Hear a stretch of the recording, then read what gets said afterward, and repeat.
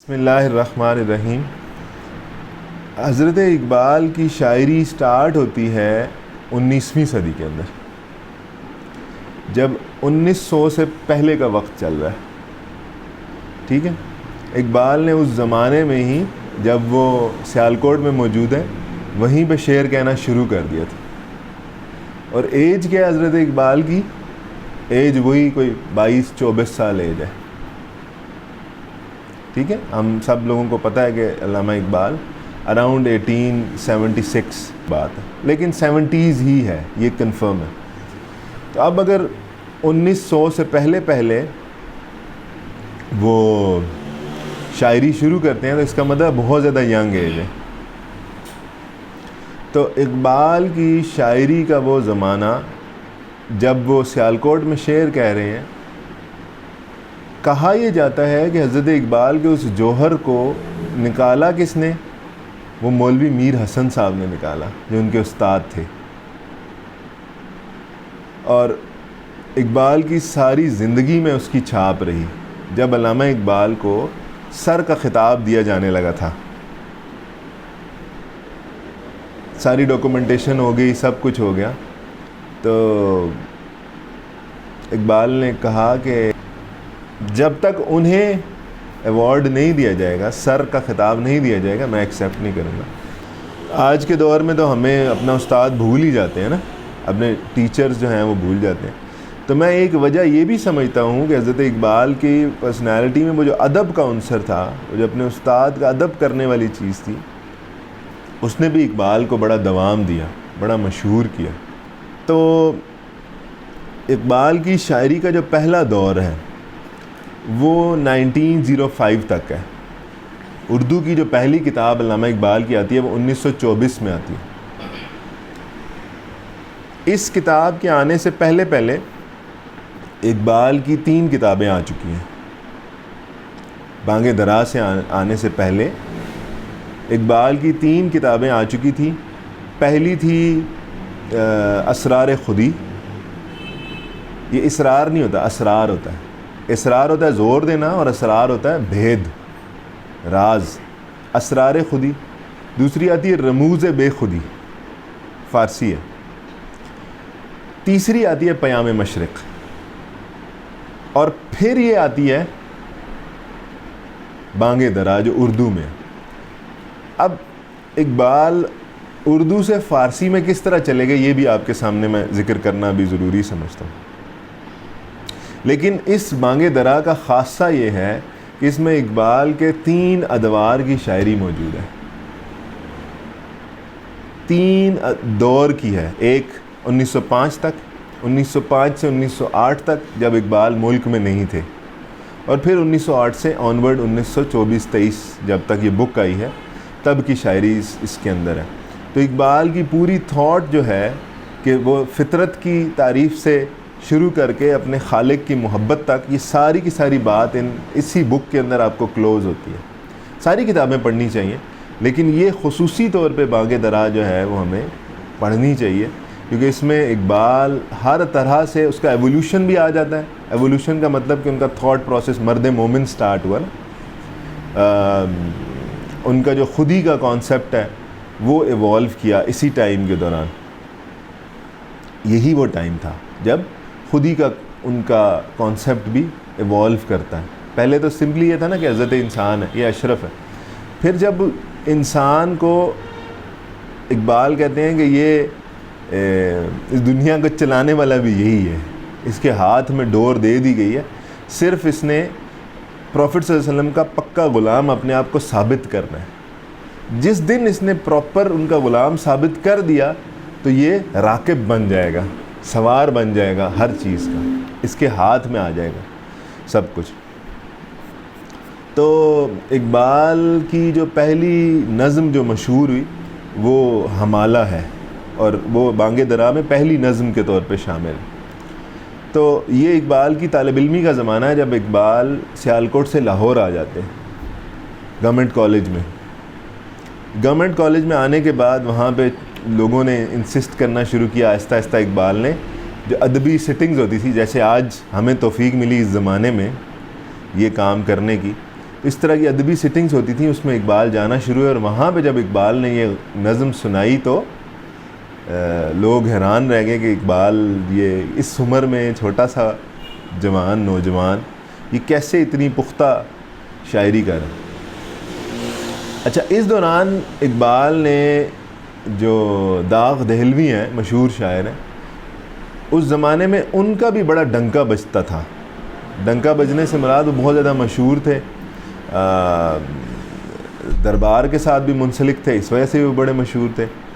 تو سارے شعراء میں یہ فیشن تھا یا ضرورت تھا، آپ سمجھ لیں، سارے کے سارے اپنا کلام لکھتے تھے، داغ صاحب کو بھیجتے تھے، داغ صاحب اس کو صحیح یا غلط قرار دے کے، مطلب اس کی اصلاح ہم اس کو کہتے ہیں، اصلاح کر کے وہ واپس بھیجا کرتے تھے خط کی فارم میں۔ تو حضرت اقبال نے داغ کو بھی اصلاح کے لیے گزارش کی،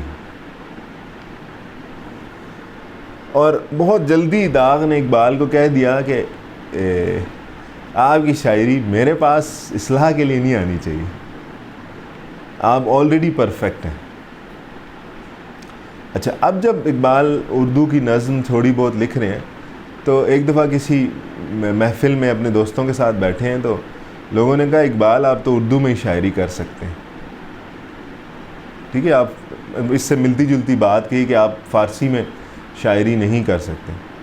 تو اقبال اسی دن گھر گئے، جتنے بھی انٹلیکچوئلس ہوتے ہیں نا وہ چیزوں کو چیلنج سمجھ کے لے لیتے۔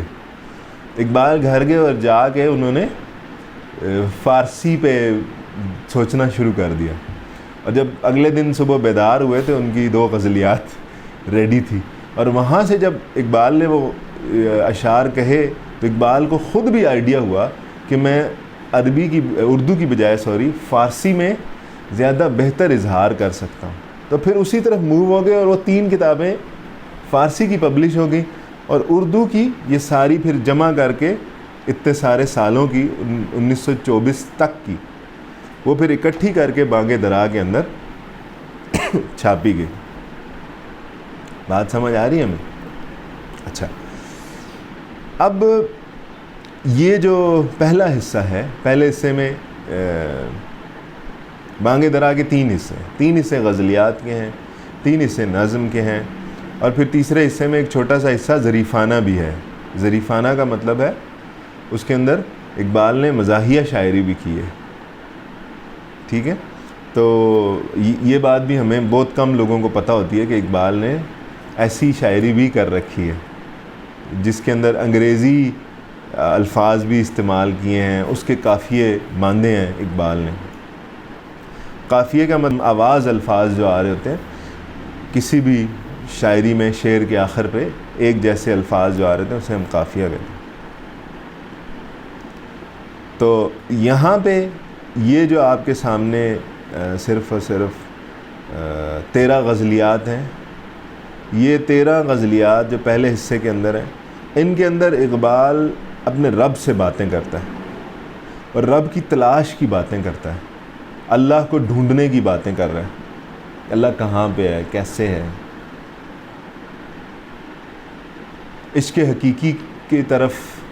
تو یہ ہم نے کیا کہا، یہ پہلا حصہ اقبال کا جو پہلا دور ہے وہ کب کا ہے؟ 1905 تک کا۔ تو آپ مجھے بتائیے، ایک شخص as per documents at maximum 1905 تک وہ 29 سال کا ہے، اگر 1876 سے آنورڈ لگایا جائے، تو آج 29 سال کا آدمی کیا اس طرح کی تھاٹ رکھتا ہے؟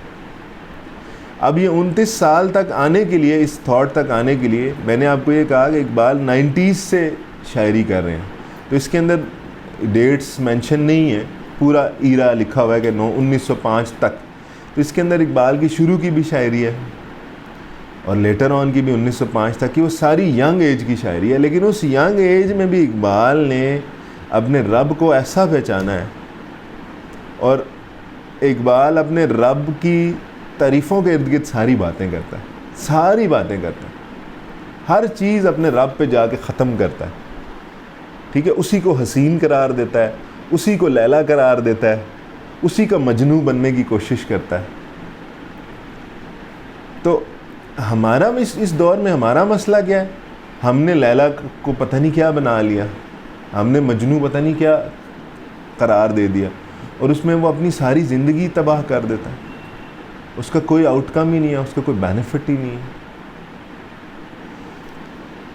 تو غزل دیکھیے گا, جنہیں میں یہ اردو کے سلیبس میں بھی ہے, اس میں فرسٹ ایئر یا سیکنڈ ایئر میں, لیکن اس کے اندر سے چند ایک اشعار انہوں نے نکال دیے, باقی اس کو شامل کیے.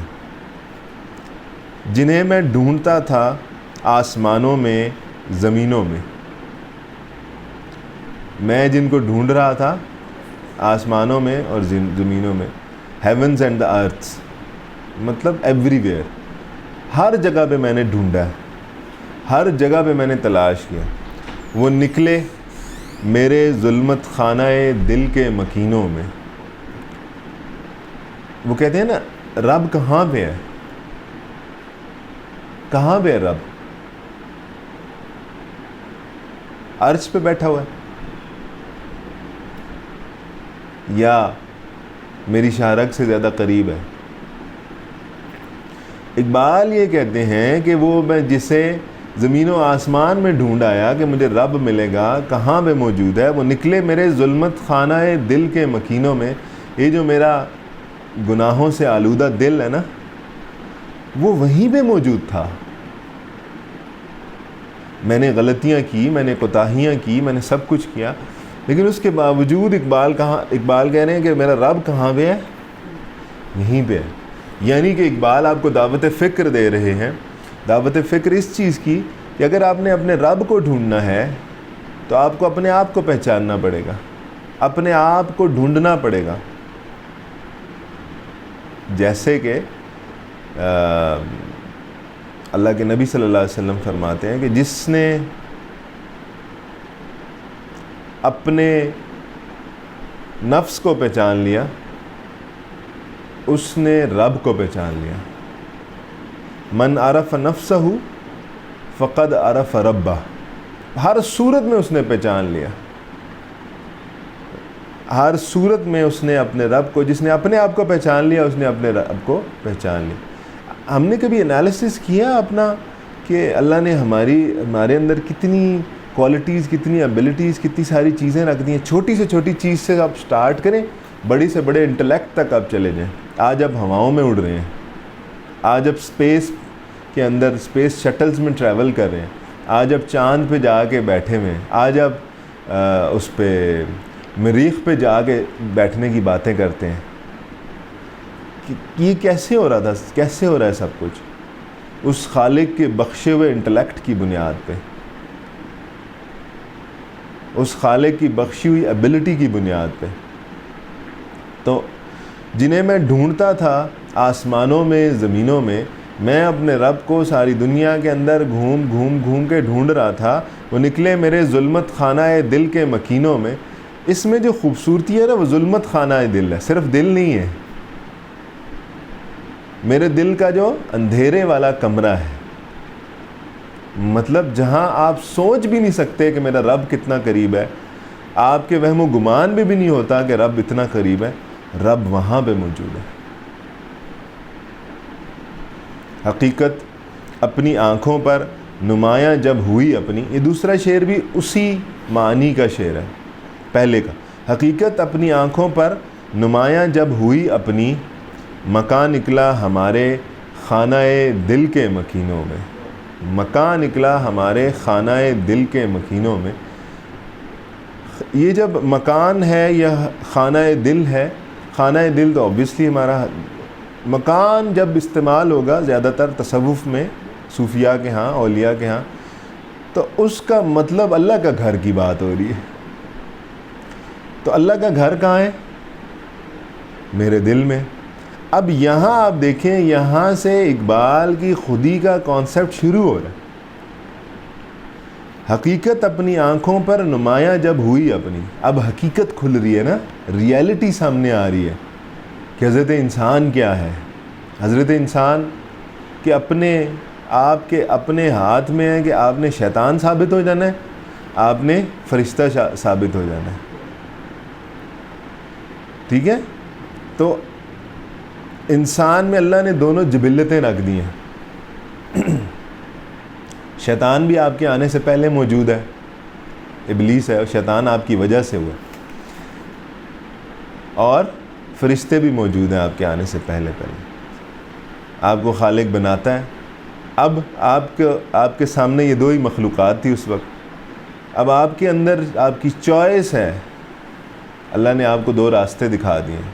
اب آپ کی چوائس ہے کہ آپ نے شیطان بننا ہے، شیطان بن جائیے، یا آپ نے فرشتے کی طرف ٹریول کرنا ہے تو آپ فرشتے بن جائیے. اب شیطان ہو یا فرشتہ ہو، اللہ نے اس وقت کی ساری مخلوق کو، یہ عزازیل صاحب جو تھے جن کو ہم ابلیس کہتے ہیں، ان کو بھی آرڈر ہوا تھا نا انسان کو سجدہ کرو. اس کا مطلب ہے خالق نے تو آپ کو سپیریئر قرار دیا تھا. مجھے یہ بتائیے کہ کیا آج کے دور میں جتنی ہم خرابیاں اپنے ارد گرد دیکھ رہے ہیں، جتنے ہم اپنے ارد گرد مسائل دیکھ رہے ہیں، جتنی اخلاقی گراوٹ دیکھ رہے ہیں، کیا آج کے انسان کو اللہ فرشتوں کو کہے گا اس کو سجدہ کرو؟ نہیں کہے گا نا. تو اقبال اس انسان کی بات کرتے ہیں. اور نمبر 2، جب انسان کی بات کرتے ہیں تو اس سے مراد اللہ کے نبی صلی اللہ علیہ وسلم ہوتے ہیں. اقبال یا تو مرد مومن کی بات کرتے ہیں، ایسا مرد مومن کہ ایک اور جگہ اقبال فرماتے ہیں، وہ سحر کے جس سے لرزتا ہے شبستان وجود، ہوتی ہے بندہ مومن کی اذان سے پیدا. مومن کی اذان اگر خالص ہے نا تو ایسی صبح ہوگی. مطلب صبح سے مراد یہ ہے کہ ساری تکلیفیں، ساری خرابیاں، ساری خامیاں دنیا سے ختم ہو جائیں گی. وہ کیسے ہوگی؟ ایسی صبح جس سے شبستان وجود لرزتا ہے، جس سے پوری کائنات لرز اٹھے گی. لیکن اس کے لیے کیا کرنا پڑے گا؟ ایمان پیدا کرنا پڑے گا. تو اقبال اس چیز کے قائل ہے کہ ٹھیک ہے وہ لوگ پرفیکٹ تھے، وہ بڑے انسان تھے، لیکن آج اگر آپ اس انسانوں کے وہی والی تھاٹ، وہی والا ایمان، وہی والا پیٹرن آپ ڈیولپ کر لیں گے تو آج بھی ہو اگر براہیم کا ایمان پیدا، آگ کر سکتی ہے انداز گلستاں پیدا. آگ کے اندر یہ اللہ نے ٹھیک ہے اس کے اندر ایک جبلت رکھی ہے، لیکن جب اللہ کے بن جائیں گے، اس کے بن جائیں گے، تو پھر وہ آگ بھی آپ کو نقصان نہیں دے رہی ہے. اگر کچھ آشنا ہوتا مذاق جبہ سائی سے، تو سنگ آستان کعبہ جا ملتا جبینوں سے. مطلب یہ اتنا خوبصورت شعر ہے، اس کو اب 1000 دفعہ بھی پڑھیں تو پھر بھی مزہ دے گا. لفظی ترجمہ دیکھیے. اگر کچھ آشنا ہوتا، اگر پتہ چلتا، اس کو علم ہوتا مذاق جبہ سائی سے، ماتھے کو ٹیکنے سے، مطلب سجدہ کرنے سے. اگر سجدہ کرنے کے ذوق کا پتہ ہوتا، مذاق بھی ہم جو لفظ بولتے ہیں وہ ذوق سے بولتے ہیں، تو پہلے ذوق والے لوگ ایسی بات کرتے تھے جس کے اوپر مسکراہٹ آ جائے. اب مذاق نے بدتمیزی کی شکل اختیار کر لی. اگر کچھ آشنا ہوتا مذاق جبہ سائی سے، اگر پتہ چل جاتا ذوق سجدہ کرنے کا، سجدہ کرنے میں لذت کیا ہے، سجدہ کرنے میں مزہ کیا ہے، اللہ کے سامنے ماتھا ٹیکنے سے اس کی اہمیت کیا ہے، وہ جو سر ہم اللہ کے سامنے رکھ دیتے ہیں اس کی امپورٹنس کیا ہے. اگر پتہ ہوتا، کس کو پتہ ہوتا؟ سنگ آستان کعبہ، کعبہ کی دروازے کا جو پتھر، جو پتھر ہے، اس کو پتہ ہو کہ مومن کے سجدے کی کوالٹی کیا ہے، تو کیا ہوتا؟ وہ وہاں سے خود ہی اکھڑتا، تڑپ کے آ کے آپ کو یہاں پہ بوسہ دیتا. مطلب بندہ مومن کو زمین پہ سر رکھنے کی ضرورت نہ پڑتی، زمین اٹھ کے اس کے ماتھے کے ساتھ چپک جاتی.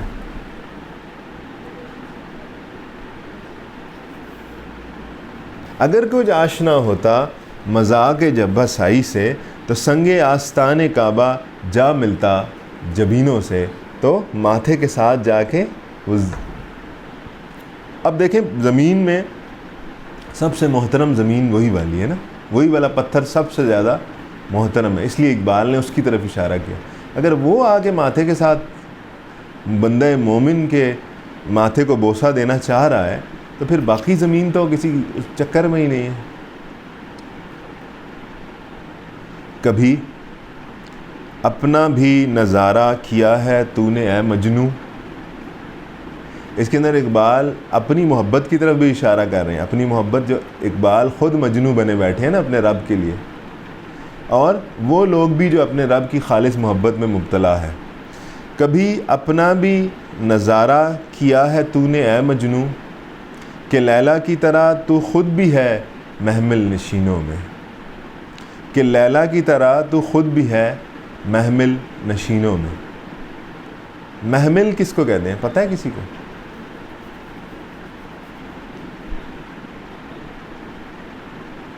محمل کہتے ہیں اونٹ کے اوپر جو ایک کمرہ نما ہودج بنایا جاتا ہے، ٹھیک ہے، اس کے اندر عمومی طور پہ وی آئی پیز کو یا خواتین کو بٹھایا جاتا تھا. ٹریول کر رہا ہے اونٹ اور اس کے اندر وہ ایک کمرہ سا بنا لیا گیا، اب اس کے اندر وہ بیٹھا ہوا ہے. تو یہاں پہ اقبال اگر لفظی طور پہ دیکھیں تو کیا کہہ رہے ہیں کہ مجنوں صاحب آپ نے اپنے آپ کو دیکھا ہے کبھی کہ جس طرح لیلا اس محمل میں بیٹھی ہوئی ہے ویسے ہی آپ بھی بیٹھے ہوئے ہیں. آپ دیکھیں یعنی کہ کیا مطلب، جس طریقے سے آپ کا رب موجود ہے وہیں پہ آپ کے قریب قریب وہ موجود ہے، آپ بھی اسی طرح محمل نشیں ہیں جیسے وہ محمل نشیں ہیں. یعنی کہ اقبال یہاں پہ ایک ہلکا سا اشارہ کر دوں آپ کو، اشارے سے مراد یہ ہے کہ اس ٹاپک کو ہم نے زیادہ کھولنا نہیں ہے. اقبال کی شاعری میں بہت سارے مقامات پہ وحدت الوجود کا کانسیپٹ نکلتا ہے. وحدت الوجود اولیاء کے ہاں یہ ہے، اس کائنات کو کس نے بنایا ہے؟ اللہ نے بنایا. اچھا، جب انسان اور یہ ساری چیزیں نہیں تھی تو کون تھا؟ جب یہ نہیں ہوں گے تو کون ہوگا؟ اس کا مطلب کیا ہوا کہ یہ جب انسان کہاں سے وجود پایا؟ اللہ سے. کہاں پہ ختم ہوگا؟ اللہ کی طرف. تو ایکچولی اولیاء کا یہ کانسیپٹ ہے کہ یہ جو مخلوق اور خالق ہے یہ دونوں اکٹھے ہیں، ایک ہی ہیں. جب یہ ختم ہو جائیں گے تو اللہ کے وجود میں ضم ہو جائیں گے. جب اللہ کے وجود میں ضم ہو جائیں گے تو اس کا مطلب ہے کہ یہ وجود کون سا ہے؟ ایک ہی، اکیلا وجود ہے. سمجھ آ رہی ہے بات؟ کچھ مشکل تو نہیں ہے یہ کانسیپٹ؟ اگر یہ مشکل ہے تو اسے اگلا پھر ذکر کر دوں، آسان ہے نا پھر تو. اب اگر اس کا مطلب یہ ہوا کہ یہ جب روح اللہ کی طرف ٹریول کر رہی ہے، انسان کی باڈی بھی ختم ہو گئی ہے، اس کا مطلب ہے یہ اس خالق کی ذات کی طرف چلا گیا، اس کا مطلب ہے یہ فنا فی اللہ کی منزل پہ ہے. ایسا ہی ہے. اچھا، اب یہ کہا جاتا ہے کہ جب اب یہ فنا فی اللہ ہو گیا، جب اللہ کی ذات میں فنا ہو گیا ہے تو اللہ کی ذات ہمیشہ رہنے والی ہے. اب جب اللہ کی ذات ہمیشہ رہنے والی ہے تو اس کا مطلب یہ ہے کہ اللہ کی ذات ہمیشہ باقی بھی رہنے والی ہے. ٹھیک ہے؟ تو یہ جو انسان ہے جب چلا جاتا ہے تو ایکچولی یہ جب اس میں ضم ہو جاتا ہے تو فنا فی اللہ ہونے کے بعد یہ باقی باللہ بھی ہو جاتا ہے، ہمیشہ کے لیے یہ اب باقی بھی ہے جس مرضی فارم میں ہے. ٹھیک ہے؟ جیسے وہ ہندوز کیا کرتے ہیں، جلا دیتے ہیں باڈی اور پھر وہ راکھ کو لے کر کیا کرتے ہیں، بہا دیتے ہیں، یا آج کل ہم نے کچھ جگہوں میں دیکھا اڑا بھی دیتے ہیں. ٹھیک ہے؟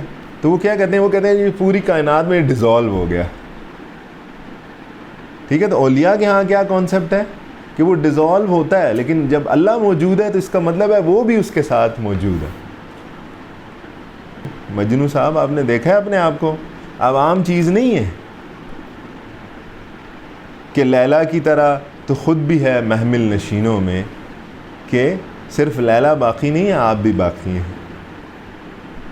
سمجھ آ گئی بات؟ آگے دیکھیے، مہینے وصل کے گھڑیوں کی صورت اڑتے جاتے ہیں، مگر گھڑیاں جدائی کی گزرتی ہیں مہینوں میں۔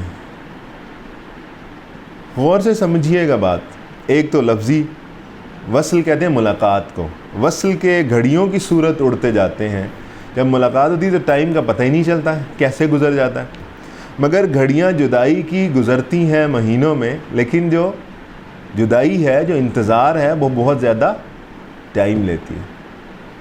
اب کہنے کو آپ اسے مجاز کے معنی میں لینا چاہیں، دنیاوی محبوب کے معنی میں لینا چاہیں، آپ لیتے رہیں، کوئی مسئلہ نہیں، لیکن مجھے جو بات سمجھ آئی ہے وہ دیکھیے گا۔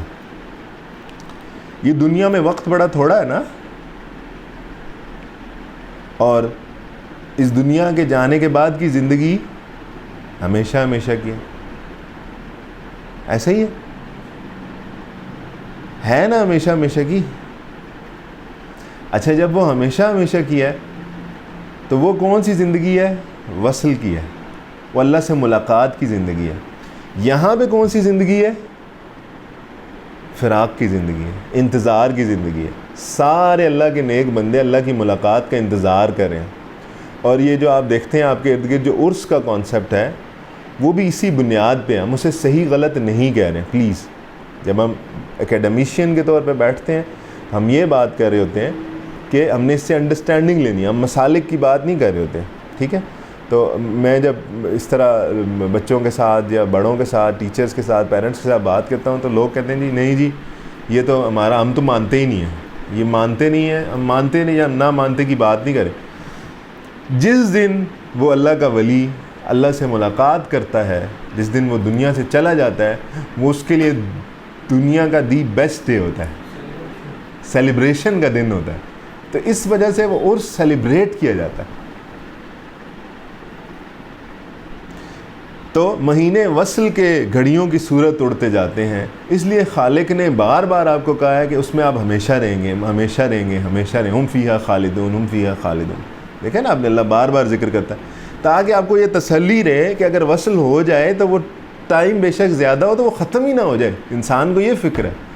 تو اس مسئلے کو حل کرنے کے لیے اللہ آپ کو کہتا ہے بھائی وہ ہمیشہ رہے گا، اور جو گھڑیاں جدائی کی ہیں جو یہاں پہ ہیں، یہاں پہ مہینوں کا مطلب ایکچولی منتھس نہیں ہے، ٹھیک ہے؟ اس کو کمپیئر کیا جا رہا ہے ایک مومنٹ سے اور ایک مہینے سے، کہ میری جو زندگی گزر رہی ہے وہ اپنے خالق کی محبت کے وصل کے انتظار میں جو گزر رہی ہے، وہ کیسے کس ایک نہ ایک دن جا کر ختم ہوگی اور اپنے رب سے میں ملاقات کروں۔ مجھے روکے گا تو ہے ناخدا، اس کو آپ جب ایک دفعہ اور دو دفعہ اور پڑھیں گے نا بیٹا تو پھر اقبال آپ کے اوپر اسرار کھولنا شروع کر دے گا۔ اقبال کا کلام ہر دفعہ جب پڑھتے ہیں نئی بات سمجھ آتی ہے، اور کوئی بھی ایسا شخص نہیں ہے جو یہ دعویٰ کر سکے کہ مجھے اقبال کی صحیح سمجھ آئی، ٹھیک ہے؟ کیا پتہ ہے آپ کو اقبال کچھ اور معنی آپ کو دے دے، کسی شعر کا کچھ اور معنی آپ کے سامنے آ جائے۔ مجھے روکے گا تو ہے ناخدا کیا غرق ہونے سے، ناخدا کہتے ہیں ملاح کو، ملاح کس کو کہتے ہیں؟ کشتی چلانے والے کو، ٹھیک ہے؟ کشتی میں جو چپو چلا رہا ہوتا ہے اسے کیا کہتے ہیں؟ ملاح۔ تو شاعری میں جب استعمال ہوتا ہے تو ناخدا کا مطلب ایسا جس کے ذمے ہے کہ کشتی کو پار لگانا۔ مجھے روکے گا تو ہے ناخدا کیا غرق ہونے سے، کہ جن کو ڈوبنا ہو ڈوب جاتے ہیں سفینوں میں۔ اقبال یہاں پہ ذکر کر رہے ہیں تقدیر کا، تقدیر بھی اقبال کے یہاں تقدیر کا کانسیپٹ بھی ایوالو کیا ہے اوور دا ٹائم پیریڈ، ٹھیک ہے؟ تو پھر اقبال وہاں تک پہنچتے ہیں کہ خود ہی کو کر بلند اتنا کہ ہر تقدیر سے پہلے خدا بندے سے خود پوچھے بتا تیری رضا کیا ہے. ایام کا مرکب نہیں راکب ہے قلندر, کہ ایام کو وہ خود چلاتا ہے پھر, لیکن وہاں تک جانے کے لیے پھر ہمیں یہ درمیان میں سمجھنا پڑے گا کہ وہ اقبال نے کیا کانسیپٹ دیا ہے کہ ادھر تک آپ پہنچیں گے. وہ اقبال کا کانسیپٹ جو مجھے سمجھ آیا وہ ایک ہی ہے کہ محمد سے وفا تمہیں تو ہم تو, جو ایون شکوہ جواب شکوہ بھی ہے, وہ بھی اگر آپ اس کو, اللہ نے ہمیں زندگی دی, موقع دیا, تو آپ کے سامنے پیش کریں گے کہ اس میں بھی اقبال اسی پوائنٹ کے ارد گرد رہتے ہیں. بات کی اوپننگ اور کلوزنگ اسی کے ارد گرد ہوتی ہے کہ تم نے اپنے نبی کو چھوڑ دیا, تب تمہارے اوپر یہ عذاب اور زوال آ رہا ہے. ان کا دامن تھام لو تو یہ ختم ہو جائے گا. مجھے روکے گا تو ہے ناخدا, ناخدا صاحب آپ نہیں ہمیں بچا سکتے, بچانے والا کوئی اور ہے. کہ جن کو ڈوبنا ہو ڈوب جاتے ہیں سفینوں میں, کشتی کے اندر بیٹھے بیٹھے بھی ڈوب جائے گا. جن کا نقصان ہونا ہے, جن کا سب کچھ ہونا ہے, جنہوں نے اپنے رب سے لو نہیں لگائی, جس نے تعلق قائم نہیں کیا, جس نے ان سے مانگا نہیں ہے, تو وہ ڈوب جائے گا. یہ آسان کانسیپٹ. آگے دیکھیے, چھپایا حسن کو. دیکھیں اب حسن کی بات کرتے ہیں نا, ہمارا ذہن پتہ نہیں کیوں انفارچونیٹلی کہ ہمارا جاتا ہے یہ لازمی کسی خاتون کی بات ہو رہی, ٹھیک ہے. تو عورت تو اللہ نے ٹھیک ہے ایک خوبصورت تخلیق ہے اللہ کی, مرد بھی اتنا ہی خوبصورت اللہ نے پیدا کیا ہے, دونوں کو ایبلٹیز اور سکل دی ہیں. وہ کوئی پروڈکٹ تو نہیں ہے یار, یا کوئی آئٹم تو نہیں ہے کہ جس کے ارد گرد آپ اس کی تعریفیں کریں, اس کی مارکیٹنگ کریں. اقبال جب حسن کی بات کریں گے آپ حیران رہ جائیں گے وہ حسن کی بات کیا کرتا ہے. چھپایا حسن کو اپنے کلیم اللہ سے جس نے. کلیم اللہ کون ہے؟ موسیٰ علیہ السلام, ٹھیک ہے. وہ ایک اور شعر ہے نا, بڑا خوبصورت ہے اس طرح کا, تو ہل جاتا ہے بعض دفعہ. صوفیاء یہ باتیں کر سکتے ہیں, ہمیں تو ڈر لگتا ہے. کہتے ہیں ہمیں بھی جلوہ گاہ طور پر لے کر چلو موسیٰ, تمہیں غش آ گیا تو حسن جانا کون دیکھے گا. کہا یہ جاتا ہے نا موسیٰ علیہ السلام جلوے کی تاب نہیں لا پائے تھے, تو عاشقان کیا کہہ رہے ہیں, وہ کہہ رہے ہیں بھائی ہمیں لے جاؤ, ہم دیکھیں گے, آپ نہ دیکھنا. اللہ اکبر. تو کلیم اللہ سے اس نے اپنے حسن کو چھپایا ہے نا, ظاہر نہیں کیا, اور کہا موسیٰ علیہ السلام کو کہ آپ مجھے نہیں دیکھ سکتے, لن ترانی. ٹھیک ہے, تو اقبال نے ایک اور جگہ پہ اس کا ذکر بھی کیا ہے, وہی لن ترانی سنا چاہتا ہوں. ٹھیک ہے, میری سادگی دیکھ کیا چاہتا ہوں. تو اس میں ایک شعر میں حضرت اقبال یہ بھی کہتے ہیں کہ میں وہ موسیٰ علیہ السلام والی, جیسے موسیٰ علیہ السلام کو کہا تھا نا آپ نہیں دیکھ سکتے, تو میرے شوق کا اتنا بھرم تو رکھ, مجھے جواب تو دے. چھپایا حسن کو اپنے کلیم اللہ سے جس نے. کس نے چھپایا؟ وہ اب وہی ناز آفری ہے جلوہ پیرا نازنینوں میں. اور اس نے موسیٰ سے تو چھپایا ہے, لیکن آپ دیکھیں کہ اس کائنات میں کو بکو پھیلا ہوا حسن کیا اس میرے رب کو دکھاتا نہیں ہے؟ کیا میرا رب ان ساری چیزوں کے, ایکچولی اقبال نے جو قافیہ یوز کیا, ان سارے حسینوں میں وہ حسین نظر نہیں آتا مجھے. اشارہ یہ دنیا میں جتنی بھی حسین چیزیں ہیں ساری کی ساری, ایوری تھنگ, ان ہر حسین چیز کے اندر مجھے اپنا رب نظر آتا ہے. وہ دعویٰ کر رہا ہے اس نے موسیٰ کے سامنے ظاہر نہیں کیا, لیکن وہ جلوہ پیرا ہے, ہر طرف جلوہ پیرا ہے. جلا سکتی ہے شمع کشتہ کو موج نفس ان کی. شمع کشتہ کہتے ہیں ایسی موم بتی جو بجھ چکی, ہاں, جس کی ختم ہو چکی ہے. موج نفس, یہ جو سانس کی موج ہے، ہوا ہے،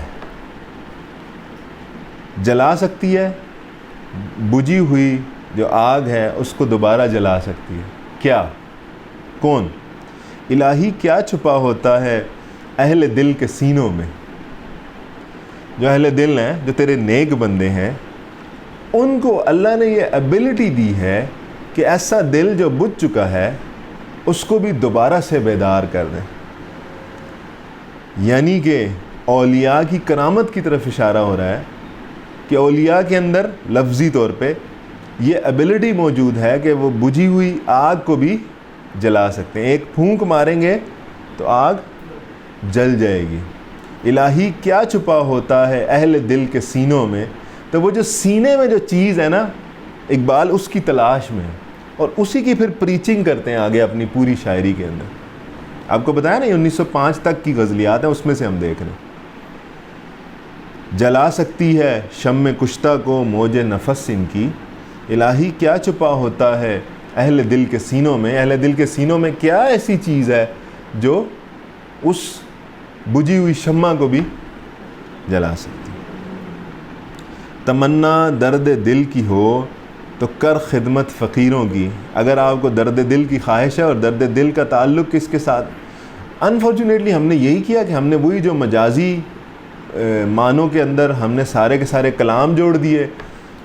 میں بات تھوڑی سخت کرنے لگا، وہی بول و براز کے مجسمے کے ارد گرد ہم نے اپنی محبت بلڈ کر لی، اس کے ارد گرد سب کچھ بلڈ کر لیا۔ اس کو ہم کہتے ہیں یہ میری زندگی ہے، یہ میری کائنات ہے۔ What naan sense! مجھے بتائیں، وہ جس نے اس بول و براز کے مجسمے کو اپنا رب مان لیا ہے، ایکچولی مان لیا، جس نے مان لیا ہے اس کو فرشتے سجدہ کریں گے؟ کبھی بھی نہیں کریں گے۔ تو کسی دن مجھے موقع ملا تو آپ کو ایک اور سٹوری سناؤں گا اس کانسیپٹ کے ارد گرد۔ تمنا درد دل کی ہو تو کر خدمت فقیروں کی، تو فقیروں کے پاس جانا پڑے گا۔ تو واسطے صاحب فقیر کی ڈیفینیشن کیا کرتے ہیں؟ نمبر 1، وہ بے ضرر ہو جائے، جس سے کسی کو کوئی نقصان نہیں ہے، اور نمبر 2، جو لوگوں کے لیے فائدہ مند ہو جائے، وہ فقیر ہے۔ بے ضرر ہو کر جو فقیر ہو جائے، بے ضرر ہو کر فائدہ مند ہو جائے، وہ فقیر ہے۔ تمنا درد دل کی ہو تو کر خدمت فقیروں کی، نہیں ملتا یہ گوہر بادشاہوں کے خزینوں میں۔ آپ کو اگر درد دل چاہیے، اپنے رب کی محبت چاہیے، تو آپ کو وہ بادشاہوں کے خزانوں میں نہیں ملے گا، آپ کو کہاں پہ ملے گا؟ فقیروں کے پاس سے ملے گا۔ اور فقیر کی ڈیفینیشن میں نے آپ کے سامنے کر دی ہے۔ فقیر وہ نہیں ہے جو دروازے پہ آ گیا، وہ بھی سکتا ہے اس کے اندر، لیکن لازمی نہیں ہے کہ وہ مانگنے والا ہے۔ فقیری کا تعلق پیسوں کے ساتھ نہیں، فقیری کا تعلق دل کی اور دماغ کی کیفیت کے ساتھ۔ اور حضرت اقبال یہ فقر کا موضوع بڑے مزے سے کھولتے ہیں۔ فقر کو اقبال کمپیئر کرتے ہیں عقل کے ساتھ۔ زندگی ہوئی تو پھر اس پہ بات۔ اچھا، نہ پوچھ ان خرقہ پوشوں کی، ارادت ہو تو دیکھ ان کو۔ یہ جو اپنے اوپر خرقہ لے کے پھٹے پرانے کپڑے پہن کے بیٹھے ہوئے ہیں، ان کے بارے میں مجھ سے لمبے چوڑے سوال نہ کریں، جا کے خود انالیسس کر لیں، آپ کو پتہ چل جائے گا۔ یہ جب اپنا راز آپ کے سامنے کھولیں گے نا اولیاء، تو تب آپ کو پتہ چل جائے گا۔ ید بیضا لیے بیٹھے ہیں اپنی آستینوں میں۔ ید بیضا کیا چیز تھی؟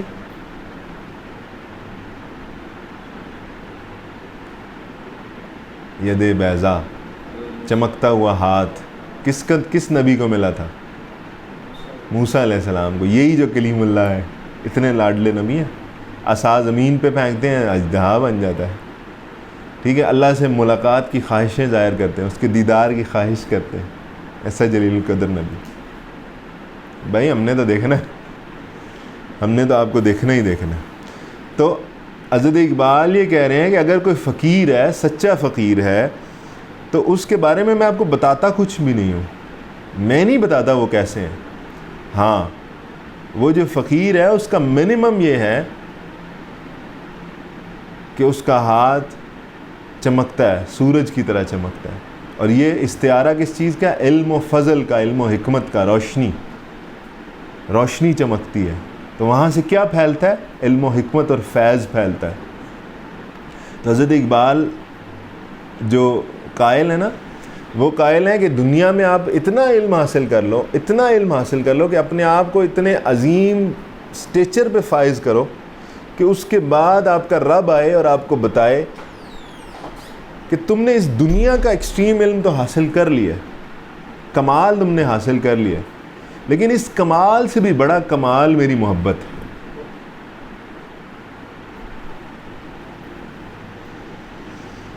ہے.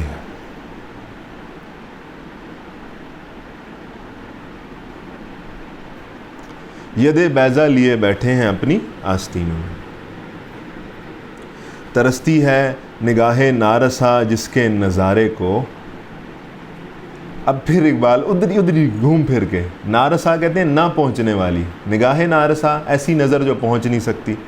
ترستی ہے نگاہ نارسا جس کے نظارے کو، میری نظر جس کے نظارے کو ترس رہی ہے لیکن پہنچ نہیں سکتی وہاں تک. وہ رونق انجمن کی ہے انہی خلوت گزینوں میں، وہی رونق انجمن کی ہے انہی خلوت گزینوں میں. اللہ اکبر. ابھی آپ نے کیا ذکر کیا؟ اوپر اولیاء کا ذکر آ رہا ہے نا، 2 جگہ پہ آیا. تمنا درد دل کی ہو تو خدمت کر فقیروں کی، نہیں ملتا یہ گوہر بادشاہوں کے خزینوں میں. پھر نہ پوچھ ان خرقہ پوشوں کی، ارادت ہو تو دیکھ ان کو، ید بیضہ لیے بیٹھے ہیں اپنی آستینوں میں. ترستی ہے نگاہ نارسا جس کے نظارے کو، وہ رونق انجمن کی ہے انہی خلوت گزینوں میں. یہ جو فقیر بیٹھے ہوئے ہیں، آپ اپنے رب کو ڈھونڈنا چاہ رہے ہیں، آپ اپنے رب تک نظر نہیں پہنچا پا رہے ہیں، اس کو دیکھ نہیں پا رہے ہیں. یہ جو فقیروں کا دربار لگا ہوتا ہے، یہ جو فقیر بات چیت کر رہے ہوتے ہیں، وہ رب وہاں پہ بیٹھا ہوتا ہے. وہ ایکچولی وہ جو ساری بات ہو رہی ہوتی ہے وہ اس کا جلوہ ہوتا ہے. وہ رونق انجمن کی ہے انہی خلوت گزینوں میں. وہ جو خلوت گزین ہیں، یہ جو اکیلے چھپا کے بیٹھے ہوئے ہیں اور مجھے یاد کر رہے ہیں، وہ وہاں پہ رونق محفل ہوتا ہے. وہ رب وہاں پہ اپنی جلوہ دکھا رہا ہوتا ہے. تمہاری نظر وہاں نہیں پہنچتی، ان کے پاس جاؤ، بیٹھو، تمہیں نظر آئے گا، تمہیں وہ دکھائے گا. کسی ایسے شرر سے پھونک اپنے خرمن دل کو. یہ جو آپ نے دانہ دانہ کر کے اکٹھا کیا ہے نا دل کے اندر، جو بھی وہ جو میں ابھی پہلا کانسیپٹ آپ کے ساتھ ذکر کر رہا تھا کہ آپ نے اپنے آپ کو بلڈ کرنا ہے، پھر رب ملے گا. جیسے رومی کے ساتھ ہوا، آپ نے پتہ نہیں، امید ہے سن رکھا ہونا چاہیے کہ رومی کی شاہ شمس سے ملاقات ہوتی ہے. جب ملاقات ہوتی ہے تو شاہ شمس ان کی پچھلے والی ساری کتابیں، کہا یہ جاتا ہے کہ ان کی کتابیں اٹھا کے نہر یا دریا میں ڈال دیتے ہیں. جب دریا میں ڈال دیتے ہیں، اس زمانے میں انک سے لکھا جاتا تھا، کتابیں تو ساری چلی گئی. تو رومی تو بیچارے ہوش و حواس کھو بیٹھے. تو شمس نے کہا اب ہم آپ کو وہ تعلیم دیں گے، اس علم کا کیا فائدہ جو کتابوں کی محتاج ہے. تو اس کے بعد پھر رومی کو وہ تصوف اور علم لدنی عطا کیا گیا.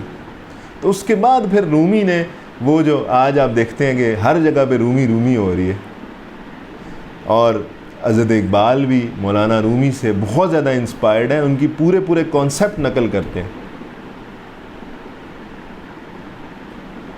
سمجھ آ رہی بات ہمیں؟ تو آپ کے سامنے کچھ ناسمجھ لوگ یہ بھی کہیں گے کہ او جی اقبال نے تو رومی کو کاپی کیا ہے، مولانا روم کو کاپی کیا. تو میرے سامنے جب کوئی کہے تو میں کہتا ہوں جی یہ بہت اچھی بات ہے، آپ بھی کر کے دکھائیں ذرا. ٹھیک ہے نا، آپ کر کے دکھائیں نا.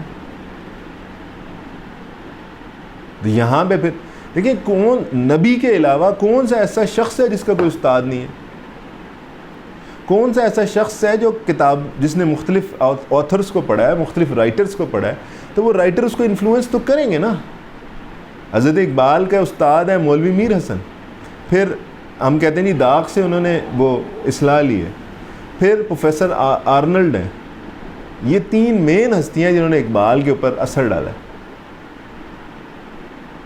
سمجھ آ رہی ہے ہمیں بات؟